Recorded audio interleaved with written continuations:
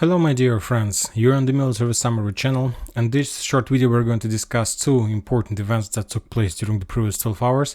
We're going to talk about the Black Sea and the Ukraine attempt to attack Crimea. We're going to talk a little bit about the grain deal, and of course we're going to talk about Vremevka tactical bridgehead and the Ukrainian attempt to capture and establish control over Staromaiorske. But before, let's begin with the Black Sea. Today we got a lot of very interesting updates from this territory.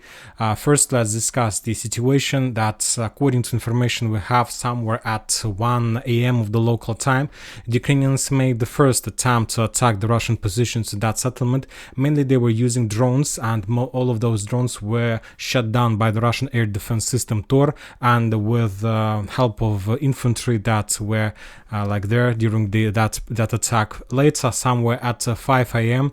There were more attempts from the Ukrainian side to attack, but at 5 a.m. the Ukrainians were using the Navy drones for those purposes, and all of them were destroyed somewhere in 100 meters, and the Ukrainian Navy drones haven't managed to reach the Russian positions and Crimea. Those attacks were very interesting. Later, during the day, the Minister of Defense of Russian Federation published their own vision. And basically on this video we see how the Russians were trying to attack the Ukrainian Navy drone using all types of weapons they have.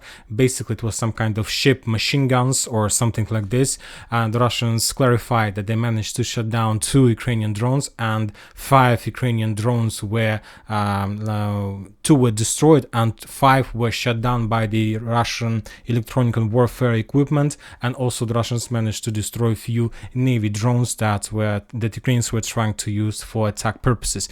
This is very interesting because also today we got another very interesting update, just another, let's say, statistic information from the Black Sea. The Russian sources reported that today, on the 16th of July, the last ship that got the documents, the purpose, the allowance to use the grain deal road, left Odessa port. So basically there are the procedure was like when ships enter the Black Sea and were moving in direction of Odessa. If they wanted to return back, first of all they needed to get some permission, some documents for those permissions, and the Russians reported that the last permission was obtained somewhere on the 28th of June, so almost like 3 weeks ago, and after that the Russians haven't allowed and haven't given any permission to any ship from all over the world. And basically today, on the 16th of July, the last ship with the last permission left Odessa port and moved in direction of Turkey and in direction of the let's say Europe, and this ship was heading in direction of Netherlands. So basically that's it. According to the documents, the grain deal has ended. According to the legal part, this deal is going to be finished tomorrow on the 17th of July. And the Ukrainians, by that attack with drones in direction of Crimea, wanted to show the Russians that it's we are who control Black Sea and not you. And that attack was very interesting because the Ukrainians were attacking the Russians almost in the Russian territory waters, not somewhere inside the Black Sea. Anyway, for now, I don't see whether the Russians are able to control entire Black Sea or not. Also, a lot of things depends on Turkey, because the question is whether the Ukrainians are able to sign any agreements with Turkey without the Russians. So let's say the Ukrainians can make a deal, some kind of deal with Turkey, and to continue sending their fleet, but and Turkey will allow them to bypass their territorial water, and what the Russians can do in this case. Anyway, the situation is very interesting, and another important update is that Ukrainians changed their area to attack the Crimea. If you remember, the previous waves of attack mainly took place from Odessa airport, and the Ukrainians were attacking to the south, like along let's say this yellow line in many directions and so on. They were bombing the Russians, but after the grain deal came to end, the Russians during the previous week made a lot of missile and guided bombs attack against Odessa. The Russians Russians managed to damage Odessa port and destroy some vehicle equipment there. So the Ukrainians were forced to change the geography of geolocation of their forces, and according to the Russian sources, the previous attack, this night attack, the Ukrainians made from this direction. So let's say from the South Odessa region, but I believe that this is a very smart decision in comparison with the previous ones, because at least when talking about this area, we can say that the South Odessa area is under complete air defense of Romania, of NATO country. I believe that this decision is better in comparison with Odessa, and furthermore, it's much more difficult for the Russians to attack the Ukrainian positions in the south of Odessa, also because of the same reasons of protecting this area with the air defense system of NATO. So it will be very difficult, at least, to attack this territory with rockets, because the rockets can somehow cross the airspace of NATO countries and so on.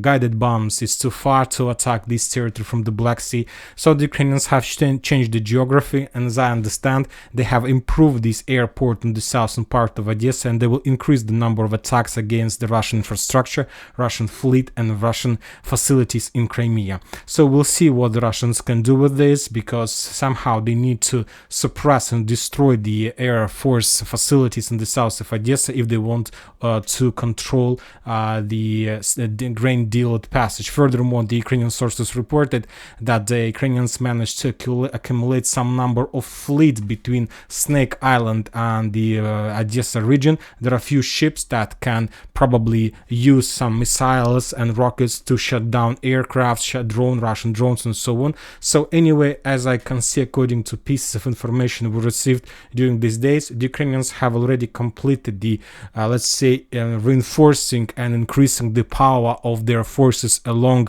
Odessa, along the bank of Black Sea, along the bank of Black Sea that goes in Odessa region. Currently, they are ready to start the real fightings with the Russians. We'll see whether the Russians are able to suppress it or not, and I believe that this is going to be a very fierce fightings in the end, the second part of July and in the beginning of August. I don't think that this battle for Odessa is going to take a very long time, but 2-3 months is the Russians need to suppress completely the Ukrainian defense belts in the south Odessa area. Now we're moving to the Vremivka tactical bridgehead. According to information we have, the Ukrainians during the previous night made like a very powerful offensive operation in direction of Staromaiorske, and somewhere at 12 a.m. at 12 p.m. of the local time, at 12 a.m. of the local time, the Ukrainians reported that at 12 p.m.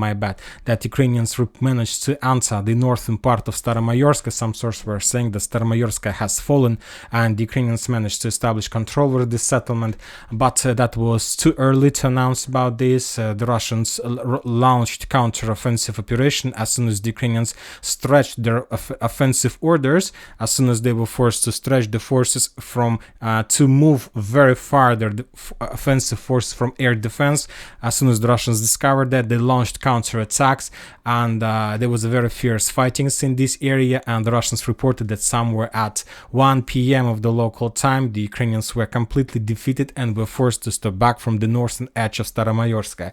Of course, on the paper and in the Telegram channels, everything sounds good in Russian favor, but there are two interesting areas that we need to discuss. The first one is the northern edge of Staromaiorske, and the second area is the forest lines that located and small industrial area that are located on the north of this settlement.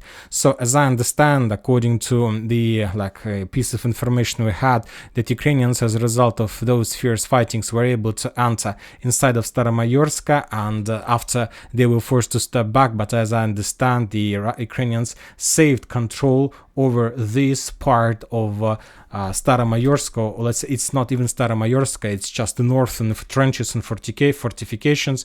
The Russians returned control over the northern part, but as I understand, the Ukrainians will, after small regrouping and during this day, they will make more attempts to attack this settlement and to capture this settlement completely.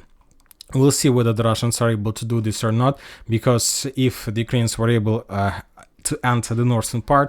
That means that the entire battle will take just a few days, maybe tomorrow, today, and we will understand whether the Russians are able to save control or they will be forced to step back further to the south in direction of Zavitnaya Bazhanya. And if Staromaiorske falls, of course, we understand Urozhaine will fall automatically and the Russians will be forced to step back further to Staromlinovka.